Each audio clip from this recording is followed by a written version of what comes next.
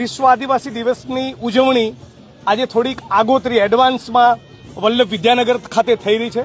આદિવાસી સમાજના અને અન્ય સમાજના યુવાનો પણ જે મોટી સંખ્યામાં ઉપસ્થિત રહ્યા છે, બહુ આનંદ વિષય છે અને મને વાતનો વિશેષ આનંદ છે કે મને આ કાર્યક્રમમાં ઉપસ્થિત રહેવા માટે આદિવાસી સમાજના યુવાન મિત્રોએ અને ખાસ કરીને કેટલાક પ્રોફેસર મિત્રો, પ્રોફેસર બળદેવ વાઘિયા વગેરે મને આમંત્રણ આપ્યું છે।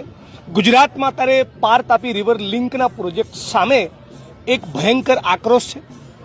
પોસ્ટ મેટ્રિક શિષ્યવૃત્તિ થોડા સમય પૂર્વે બંધ કરી દેવામાં આવી હતી, આપ જાણો છો। અનેક સરકારી કર્મચારી જેમણે એક્ઝામ્સ પાસ કરી છે પણ 5-5 વર્ષથી એમના શેડ્યુલ ટ્રાઇબના સર્ટિફિકેટમાં વેરિફિકેશન પૂરું થતું નથી, એટલે એમના માથે તલવાર લટકી રહી છે। જે લોકો આદિવાસી નથી અને ખોટા સર્ટિફિકેટ બનાવીને આદિવાસી સમાજના નામે નોકરી કરી રહ્યા છે, આદિવાસી કડિયા મજૂરોનો બહુ જ મોટો વર્ગ જેણે ગુજરાતની વિધાનસભાનું તમારું મારું મકાન બનાવ્યું, 500-700 રૂપિયા માટે કન્સ્ટ્રક્શનની સાઇડ પરથી પડીને મરવા માટે મજબૂર છે। આ તમામ પ્રશ્નોનું સમાધાન થાય તો મારા માટે ગુજરાતમાં સાચા અર્થમાં વિશ્વ આદિવાસી દિવસની ઉજવણી હું ઈચ્છું છું કે ગુજરાતની ભારતીય જનતા પાર્ટીની સરકાર એ મહેરબાની કરીને આદિવાસીઓને આદિવાસી કહે, વનવાસી નહીં। સાહેબ, ગઈકાલે ચૈત્ર વૈસાહેબ સાહેબની હાઈકોર્ટમાં તારીખ હતી, એ આખો કોર્ટનો દિવસ પતી ગયો અને ફરી 13 તારીખ પડી છે, એના વિશે શું કહેશો?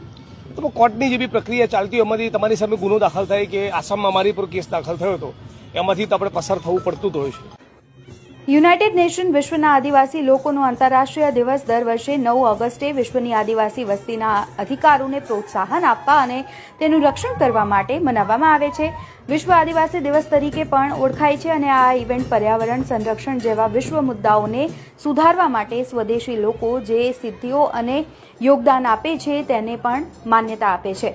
ત્યારે ગુજરાતમાં પણ ઠેર ઠેર વિશ્વ આદિવાસી દિવસની ઉજવણી કરવામાં આવશે અને હાલ એવું લાગી રહ્યું છે કે અમુક જગ્યાએ તૈયારીઓ શરૂ કરી દેવામાં આવી છે અને અગાઉથી પણ ઉજવણી કરવામાં આવી રહી છે, જેના ભાગરૂપે જિગ્નેશ મેવાણી પણ આણંદમાં પહોંચે છે અને ત્યાં તેમનો અનોખો અંદાજ જોવા મળે છે।